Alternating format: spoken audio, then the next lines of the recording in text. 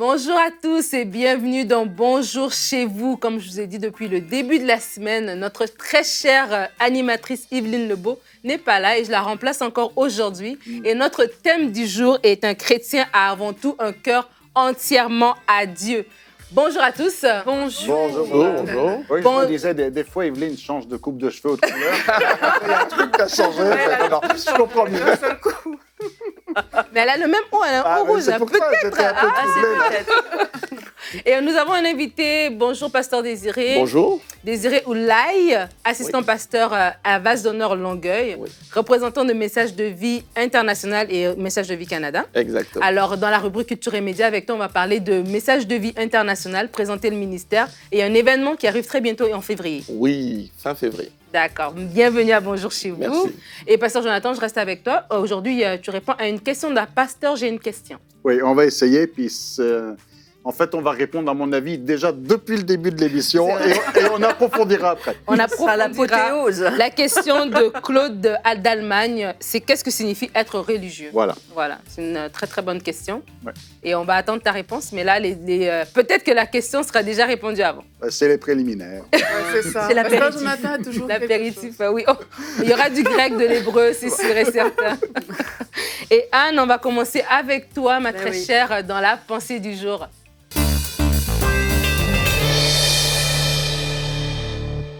Quand j'étais étudiante, j'ai travaillé quelques mois dans une entreprise et j'avais commencé à témoigner de ma foi à mes collègues, à mon patron.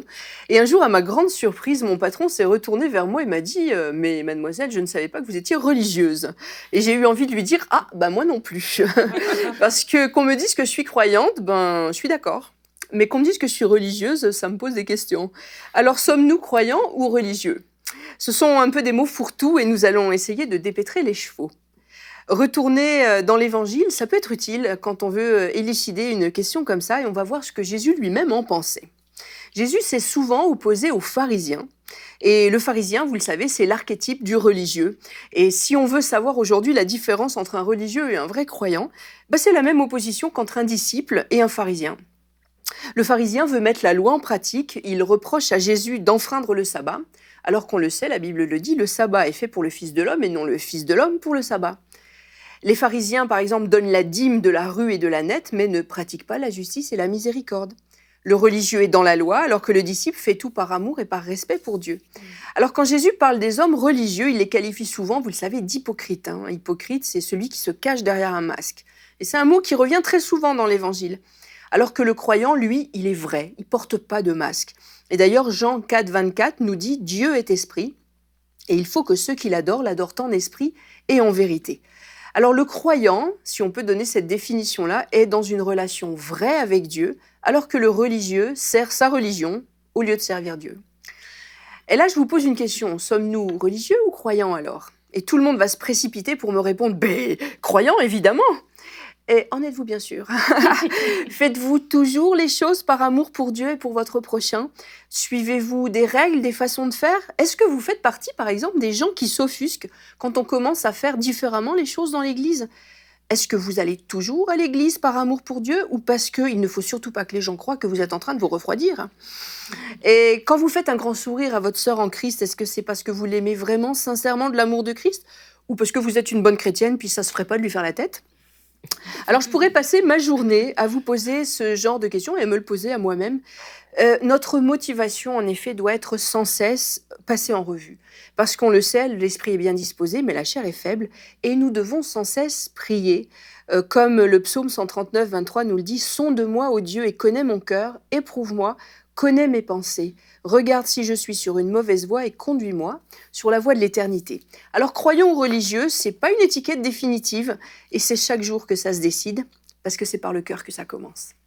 Amen. Quelle belle pensée, Anne. Et comme tu dis, c'est par le cœur que ça commence. Et tu as posé des questions dans ta pensée. Je crois que c'est des questions que chacun de nous doit se poser, justement. Et c'est au quotidien qu'on réévalue. Est-ce que mon cœur est attaché? Est-ce que c'est vraiment par amour que je le fais ou c'est par automatisme, en fait, parce que depuis des années, je marche de cette manière-là. Et ça, c'est vraiment la distinction qui fait entre le disciple et le religieux, justement. Ça, il y a une petite phrase qu'on entend souvent dans les églises, c'est pas une question de religion, mais de relation. Mhm. La religion, c'est on fait les choses parce qu'il faut les faire, et la relation, c'est le cœur, c'est une autre motivation. Voilà. Et notre verset du jour, on va le lire tout de suite, si vous le voulez bien. C'est dans Michée 6, au verset 8. La Bible dit « On te l'a enseigné, ô homme, ce qui est bien et ce que l'Éternel attend de toi. C'est que tu te conduises avec droiture, que tu prennes plaisir à témoigner de la bonté et qu'avec vigilance, tu vives pour ton Dieu. » Et dans ce verset, on voit vraiment que le cœur de Dieu, le cœur de la personne qui doit marcher avec le Seigneur, c'est une question de cœur, son comportement, ses motivations, ses actions vraiment viennent de son cœur. Ce n'est pas des choses à faire. Tel jour, je dois faire ceci, tel jour, je dois aller par-ci, aller par-là. Il y a vraiment... Ce ne sont pas des règles, en fait. Mm-hmm. Et il y a une phrase de pasteur Jonathan que je vais répéter. « Si dans ton cœur, tu n'es pas vrai, ça ne sert à rien. » Et c'est parfois ce qui se passe, en fait. C'est que parfois, on applique des règles, on a un esprit religieux, on fait des choses qui sont bonnes, comme Anne a dit dans sa pensée. Il y a des personnes, par exemple, qui chantent « Dieu, tu es miséricordieux ». Mais si tu leur demandes « Ok, miséricordieux signifie quoi ?» Mais la personne ne connaît même pas la définition du mot miséricordieux. C'est parce que la personne sait juste qu'il faut le faire comme ça.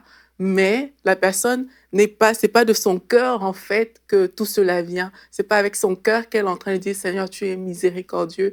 Et on retrouve aussi la religion, parfois dans la prière. On est tellement habitué à dire certaines phrases que voilà, on le dit, on le balance. Et là, on se dit, ah non, moi, j'ai fait quelque chose de bon, j'ai fait mon devoir de chrétien. Mais on a un esprit religieux, en fait, alors qu'on est en train de faire ces choses-là. Donc, on peut faire des bonnes choses, mais si au niveau du cœur, c'est pas vrai. Dieu a dit, ce peu m'honore des lèvres, mais son cœur est éloigné de moi. Donc, si au niveau du cœur, on ne pense pas ce qu'on dit, on le fait par routine, par tradition, etc.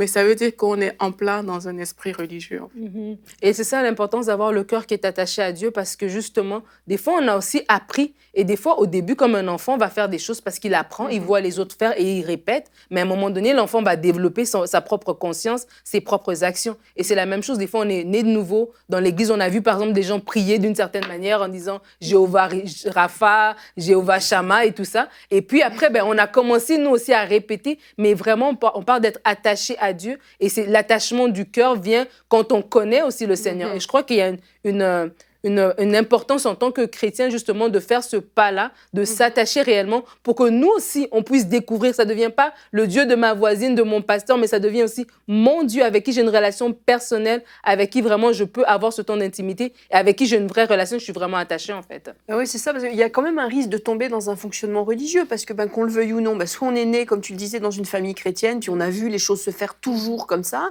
où on est né de nouveau, puis on a vu nos aînés dans la foi faire les choses comme ça, et on finit par faire les choses comme ça, puis au bout de 30 ans, on ne sait plus pourquoi on les fait. Et un bon moyen de voir notre motivation profonde, puis d'éviter justement de tomber dans ces fonctionnements religieux, c'est pas de faire la révolution, puis de changer tous les dimanches, c'est pas ça, parce que la routine est bonne, je le dis assez souvent. La routine a de bons aspects, mais il faut voir notre réaction par rapport au changement. Quand il y a un bouleversement de notre petit train-train, par exemple, on va changer l'heure des réunions, ou on va changer la façon de faire la réunion, ou on va changer un élément de la réunion, ou alors on va peut-être faire la Sainte Seine avant de chanter, ou on va commencer par faire passer les offrandes. Puis alors là, tu as des gens, ils sont complètement perdus parce qu'on a bousculé leur petit train-train. Je me souviens d'une année, ça fait très longtemps, dans une des premières églises où Jonathan et moi avons servi. C'était dans un très vieux local qui était un très vieux cinéma avec encore des chaises qui couinaient, là, qu'on rabattait. Enfin, bref, et il avait été décidé qu'on changeait les chaises. Ah là là. Et donc, on avait acheté tout un lot de chaises.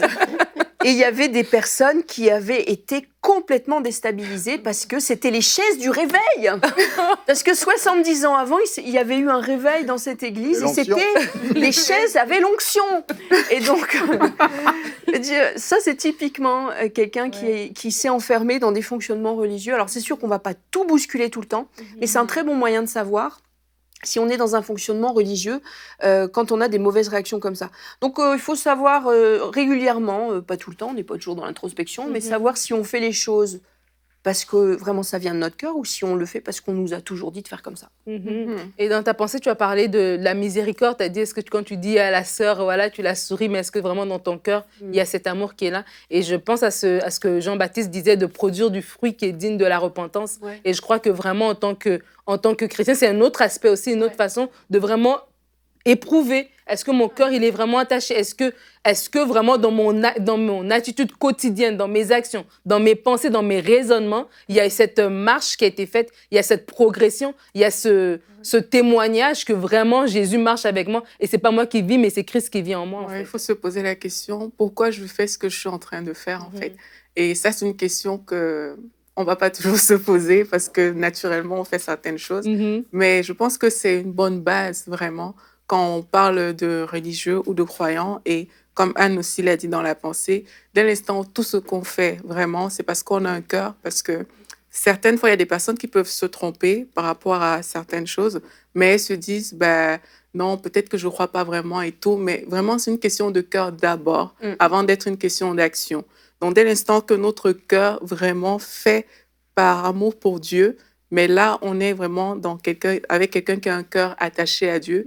Mais dès qu'on se détourne de Dieu pour faire pour quelque autre motivation, mais là, il y a de fortes chances qu'on tombe dans la religion. Puis aussi, souvent, quand on est dans un fonctionnement religieux, on est on tombe facilement dans le jugement. Oh, dans cette église-là, ils font pas ça comme ça, tu te rends compte? Et il y a un bon moyen de je sais pas, je vais prendre un mot québécois, de se déniaiser, là. C'est de voyager. Des fois, je dis à mon mari, faut qu'il sorte le dimanche, hein, des fois, les gens. Hein. Ouais. Je veux dire, tu sors de chez toi, tu vas dans une autre église, d'une autre dénomination, des gens qui sont parfaitement sauvés comme toi et avec qui tu passeras l'éternité, mais ils sont pas dans la même dénomination que toi, ils font les choses différemment. Tu changes de pays, tu changes de continent, ils font pas les choses comme toi, mais ils seront au ciel avec toi, ils sont sauvés comme toi, puis peut-être que dans ce qu'ils font, il y a des bonnes choses. Moi, je me souviens des gens qui se drapent de « Comment ça? On ne fait pas la Sainte Seine tous les dimanches ?» Non, il y a des gens qui la font à chaque réunion de la semaine où ils se rencontrent. Il y en a qui la font une fois par mois, il y en a qui la font une fois tous les 6 mois. Chacun son choix. Mais quand tu vas chez les autres, tu vois qu'on peut faire les choses différemment, puis que c'est pas forcément une mauvaise chose. Ça, mais l'homme est foncièrement religieux. La religion, c'est très humain quelque part, parce que on s'attache aux choses que l'on voit. Parce que quelque part, on dit la religion, et puis de l'autre côté, il y a le cœur. Sauf que le cœur, on ne le voit pas. Et ce qu'il y a à l'intérieur du cœur, on ne le voit pas. D'ailleurs, il y a cette histoire dans l'Évangile où Jésus raconte donc ce pharisien qui va pour prier, qui dit « Seigneur, tu vois tout ce que je fais et tout ». Donc, on est dans le tape à l'œil, dans ce que l'on voit. Mais à côté, il y a ce publicain qui, lui, a un cœur contrit, et qui est là repentant, et Jésus dit lequel des deux est écouté. Donc l'homme regarde aux apparences, mais l'Éternel regarde au cœur. Et c'est là où ça devient difficile, parce que la religion va regarder aux apparences, à ce que l'on fait, au protocole ou à tout ce que l'on peut dire et peut faire, mais Dieu regarde au cœur. Et là, c'est difficile pour nous de dire, lui, dans son cœur, là, j'essaie de regarder ce qu'il y a dans le cœur d'Aurélie, c'est plus difficile à voir. Alors, évidemment, il y a des symptômes, il y a des choses qui nous permettent de voir un petit peu l'attitude du cœur. Si quelqu'un est dans la joie ou s'il est aigri et frustré, mais néanmoins, c'est ça aussi un moyen de faire la distinction. Le religieux est dans l'apparence, mais le cœur, c'est pas facile à voir. Et du coup, c'est difficile de juger quelqu'un sans connaître les motivations, ce qu'il y a dans son cœur. Ouais. Et j'avais justement la pensée qu'il y a des personnes, en fait, vous avez écouté l'émission et vous vous reconnaissez comme étant quelqu'un de religieux. Et quand on parle d'être religieux, on ne parle pas d'être quelqu'un forcément de routinier. Mais si vraiment la routine est plus importante que le cœur à cœur avec Dieu, le contenu, je vous invite vraiment à vous repentir, à demander au Seigneur que oui, vous voulez un vin nouveau, vous voulez vraiment une huile fraîche, vous voulez une onction nouvelle, vous voulez vraiment vous rapprocher de lui sincèrement. Et la Bible nous dit, Aurélie nous a parlé de ce verset qui dit que mon peuple m'honore des lèvres, mais son cœur est éloigné de moi. Mais la Bible dit aussi que si le peuple de Dieu, il s'humilie, s'il prie, il cherche la face de Dieu, Dieu va répondre, Dieu va guérir, Dieu va venir. Alors vraiment, ma prière pour vous est de vous tourner vers le Seigneur, de lui demander, oui Seigneur, oui, je me suis refondé foi dit, oui, je fais les choses de façon routinière, oui, je suis le religieux dont on parle, pour qui la place dans l'église, ma chaise est plus importante que même le contenu de la prédication, et je veux renouveler mon amour pour toi, et le Seigneur va certainement vous rencontrer. Et Pasteur Jonathan, je reste avec toi. Pour le pasteur, j'ai une question d'aujourd'hui de Claude d'Allemagne, qui pose la question, que signifie être religieux? On en a parlé un petit peu, mais là... Voilà, mais c'est une bonne question. Et la question n'est pas si simple que ça, parce qu'il manque un élément dans cette question, c'est le facteur temps. Parce que ce n'est pas la même chose de dire que signifie être religieux aujourd'hui et que signifie être religieux au temps des apôtres. Je savais qu'il y avait une subtilité quelque part. Parce qu'aujourd'hui, on a compris qu'être religieux, ce n'est pas un bon qualificatif. Hein, et on dit non, je ne veux pas être religieux. Mais bon, moi j'aime bien les religieux, surtout en pâtisserie. mais je veux dire, être religieux, ça veut dire quoi être religieux? Et qu'est-ce que ça voulait dire au temps des apôtres? L'apôtre Jacques utilise le mot. Et on est dans l'épître de Jacques, chapitre 1er, verset 26. L'apôtre Jacques dit « Si quelqu'un croit être religieux, sans tenir sa langue en bride, mais en trompant son cœur, la religion de cet homme est vaine. » Mais il ne dit pas que la religion est mauvaise. Il dit c'est s'il y a un décalage entre le cœur, eh bien la religion est vaine. Et il continue au verset 27 avec cette définition. La religion pure et sans tache devant Dieu notre Père consiste à visiter les orphelins et les veuves dans leur affliction et à se préserver des souillures du monde. Donc il ne dit pas ne soyez pas religieux. Il dit voilà quelle est la bonne religion. Alors, en regardant un petit peu le grec, hein, je me suis dit je vais aller chercher du grec, comme ça je suis sûr que personne n'ira voler mon point auparavant. Donc, en allant chercher le mot grec ici, donc, qui est treskeia, le mot grec ici veut dire religion, mais veut dire aussi louange et veut dire aussi piété. Donc, des fois, on parle de piété, ou on parle de worship en anglais, de louange, ou ici, religion. Donc, en fait, on pourrait même extrapoler en disant service. Être religieux, c'est servir. Et la même chose qu'un serviteur peut servir avec les mauvaises motivations, on peut être religieux avec les mauvaises motivations. Mais on peut aussi servir avec les bonnes motivations, de la même manière qu'on peut avoir une religion pure et sans tache, c'est-à-dire un service, une louange, quelque chose que l'on apporte à Dieu. Alors, ce que signifie être religieux, eh bien, religieux au temps des apôtres, c'est-à-dire c'est avoir un service, offrir quelque chose à Dieu, et cette louange, ce service, cette piété, eh bien, a pour but, évidemment, d'honorer, de glorifier et d'obéir au commandement de Dieu. Le problème, c'est qu'il y a eu, au fil des siècles qui se sont déroulés, un décalage où, du coup, on a des hommes religieux qui ne croient plus en Dieu. Alors, on dit, ou des hommes religieux qui font des œuvres, mais non plus pour les bonnes raisons. Et c'est pour ça qu'aujourd'hui, il y a une connotation très péjorative derrière le mot religieux, parce qu'on dit religieux, c'est l'hypocrite. Et c'est celui qui fait les choses, non pas... Alors, on veut se détacher, puis c'est aussi parce que des fois, on a été blessé par des mauvais exemples, et malheureusement, on connaît trop d'exemples de religieux, que ce soit des missionnaires religieux qui sont venus faire n'importe quoi dans des pays, ou que ce soit des religieux qui ont fait toutes sortes de scandales, et puis il suffit d'ouvrir les journaux et on en a à l'appel. Et donc, du coup, on balaye un petit peu tout ça. Mais le mot religieux ou le mot religion, c'est juste un mot. La religion, en fait, ici, c'est le service, le système de service que l'on a pour Dieu. Alors aujourd'hui, on ne va pas essayer de réhabiliter ce mot et cet adjectif. Ce n'est pas la peine. On va dire, bon, il est grillé, alors on va le laisser de côté. Laissons le religieux de côté. Mais de dire quelque part, d'avoir une religion, on dit non, mais je n'ai pas de religion. On a toujours une religion, dans le sens, on dit, mais moi, je n'ai pas de système théologique. On a toujours une façon de faire, et qui n'est pas forcément mauvaise, mais la seule chose, c'est de dire pourquoi je le fais, quelles sont les motivations et les raisons. Et si on agit par amour, eh bien, et par respect, par révérence pour Dieu, eh bien, on sera toujours dans le vrai, dans cette religion pure et sans tache dont parle l'apôtre Jacques. Amen. Merci, Pasteur Jonathan. J'aime toujours écouter tes pasteurs. J'ai une question. Les réponses sont toujours très intéressantes. Et si vous avez, vous aussi, une question biblique, vous pouvez nous écrire à pasteur.j'ai-une-question@emcitv.com. Et nous continuons tout de suite avec la rubrique Culture et Médias. Alors, notre cher invité, tu vas enfin pouvoir prendre la parole. Oui.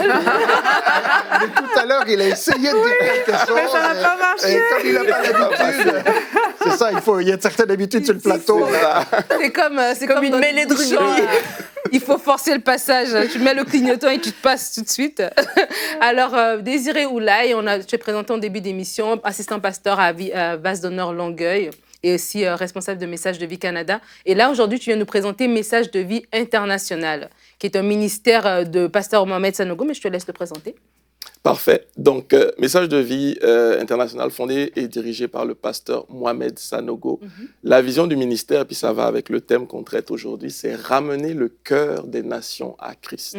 C'est vraiment que dans chaque nation, il y a des personnes qui ont besoin d'entendre le message de l'Évangile pour se tourner vers Jésus-Christ. Parce qu'on le sait, Matthieu 22 nous dit que le premier commandement, c'est d'aimer le Seigneur de tout son cœur. Donc, nous contribuons à cela au niveau du ministère Message de Vie. Donc, depuis 1996, le pasteur Mohamed Sanogo et les équipes sillonnent des villes, sillonnent des pays. L'élément le plus important, évidemment, c'est les campagnes d'évangélisation, les soirées où on annonce l'Évangile.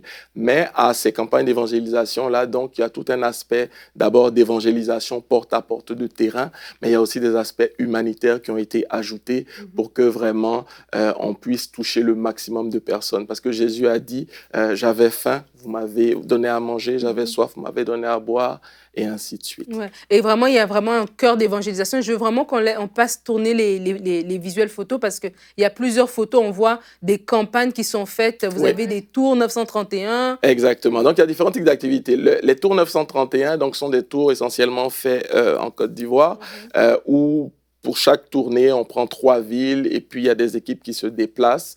On a les programmes qu'on appelle IN Impact Nation. Donc, il y a eu IN Centrafrique et plus récemment IN Haïti, qui est la photo avec le grand nombre de personnes. On avait environ 50 000 personnes.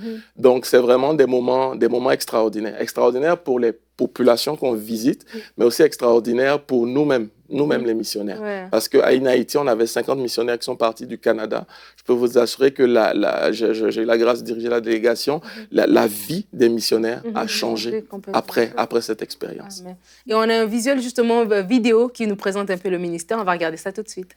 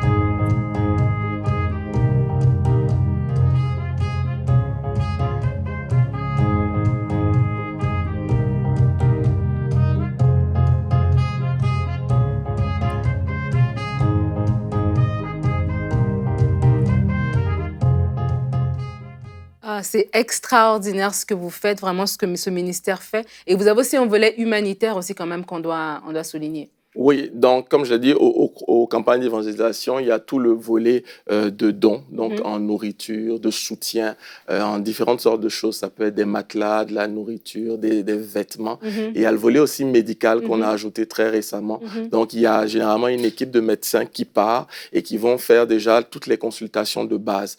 À la dernière croisade, à la dernière campagne, je pense qu'on a eu en fait 5000 consultations plus ou moins de base dans le nord de la Côte d'Ivoire. 5000 par ville, donc multiplié par 3. Et on a aussi, on fait la réflexion de bloc opératoire. Donc en fait, on retape le bloc opératoire, on fait des opérations en même temps là, puis ça reste aussi pour la ville, ils peuvent l'utiliser par la suite. Wow, c'est vrai. Il y a quelques années, j'étais en Côte d'Ivoire et j'étais passé saluer le pasteur Mohamed. Et il y avait justement un 931 là, qui était là. Et c'était impressionnant de voir cette foule qui venait. Il donnait des seaux à chacun, du savon, des choses très pratiques, de la nourriture. Et de voir tous ces gens bénis. Mais c'est toute une ville qui a été impactée par ce ministère. Quoi. Amen, c'est vraiment puissant. Et vous avez un événement aussi à venir ici même à Montréal. Oui, on a un événement. Alors, ça fait 10 ans que le pasteur Mohamed Sanogo vient au Canada pour que ce soit des retraites, des séminaires et tout.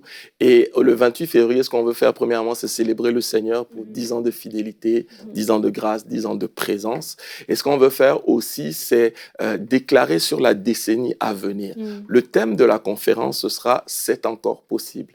Et une des premières choses, en fait, que nous évoque ce thème, c'est que c'est encore possible d'avoir le réveil au Canada. C'est encore possible que toutes ces choses qu'on nous a annoncées, toutes ces prophéties qu'on nous a données sur le Québec, sur le Canada, se passent, qu'il y ait des conversions, qu'il y ait des guérisons, qu'il y ait des restaurations. Donc, c'est dans cet esprit-là un peu que le séminaire, la conférence aura lieu. Différentes étapes. En ce moment, on est dans un temps de 40 jours de jeûne jusqu'à la conférence. Ensuite, il y aura une session jeunesse spéciale pour les jeunes où le pasteur leur dira un peu comment ils peuvent jouer un rôle, à quoi Dieu s'attend de la jeunesse pour cette décennie et pour la grande moisson. Et on terminera par ce qu'on appelle une tonne d'adoration. Donc, c'est un moment louange, adoration, déclaration prophétique. Ce sera au Palais des Congrès de Montréal du 28 février au 1er mars et on vous y attend avec vos invités. Ce sera un moment spécial pour le Seigneur. D'accord. Et pour avoir plus d'infos sur message au pluriel de vie.ca. C'est ça, messagedevie.ca. Et vraiment, soyez bénis. Je trouve ça extraordinaire d'avoir le cœur justement pour le Québec et aussi pour le Canada. Quand on parle d'être religieux, je crois que la province du Québec a vraiment été marquée justement de la mauvaise manière. Et il est temps que vraiment on puisse ramener ces cœurs à Christ. Amen. Ils ont besoin, le Québec a besoin d'un réveil. Le Québec a besoin de rencontrer le Seigneur réellement pour ce qu'il est en fait. C'est sûr, on attend tous les Québécois à cette conférence-là, même ceux du Canada et ceux qui veulent venir de l'étranger. Je sais qu'il y en a qui vont hésiter parce que c'est pas la période la plus chaude. Mais il va faire chaud dans la salle. C'est exactement ça. Le message qu'on donne, c'est aux gens de prendre leur billet, de venir de partout pour que ce soit une célébration. C'est facile à venir. Et comme tu disais, Nadine, il faut qu'on aille dans le Québec. Amen, amen. Ça, c'est la prochaine étape. Merci, Pasteur Désiré, d'être venu à Bonjour chez vous. Merci, soyez bénis. Et merci pour tout ce que vous faites. Alors, comme vous l'aurez bien compris, un chrétien a avant tout un cœur entièrement attaché à Dieu, entièrement attaché à Dieu. Et notre prière pour vous est que vous puissiez justement vivre ce réveil dans vos vies personnelles pour embraser vos familles, embraser vos quartiers, embraser votre nation pour la gloire du Seigneur. Et on se dit à demain. Demain, notre thème sera jeunesse, soit en feu pour Dieu. Et nous aurons une rubrique C'est mon histoire avec le pasteur Omer Kabouya qui a raconté comment il a été utilisé par le Saint-Esprit pour embraser les jeunes de son école. Merci de nous avoir suivis et bonjour chez vous.